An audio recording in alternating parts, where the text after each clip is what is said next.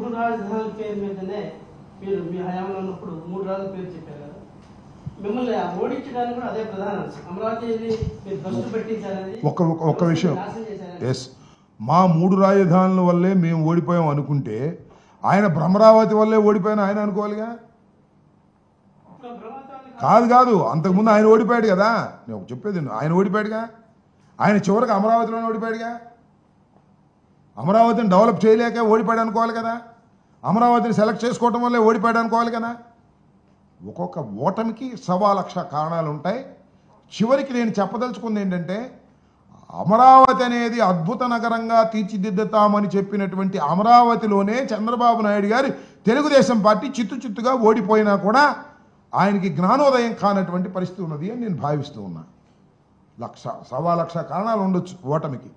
అమరావతి ఒక కారణం కావచ్చు, లేదా మూడు రాజధానులు ఒకటి కారణం కావచ్చు, మరొకటి కారణం కావచ్చు, వాళ్ళు ముగ్గురు ఏకం కావడం కారణం కావచ్చు, 1,00,000 కారణాలు కావచ్చు. కానీ ఇక్కడ నేను చెప్పదలుచుకున్నటువంటి అంశం ఏమిటంటే, అమరావతి అనే ఒక మహాపట్టణాన్ని నిర్మించడానికి రాష్ట్ర ప్రభుత్వం తలపెట్టడం అనేది సైద్ధాంతికంగా తప్పని, అంత ఆర్థిక పరిస్థితి ఈ రాష్ట్రానికి లేదని, ఇది చాలా తప్పుడు నిర్ణయం అనేది మా అభిప్రాయం.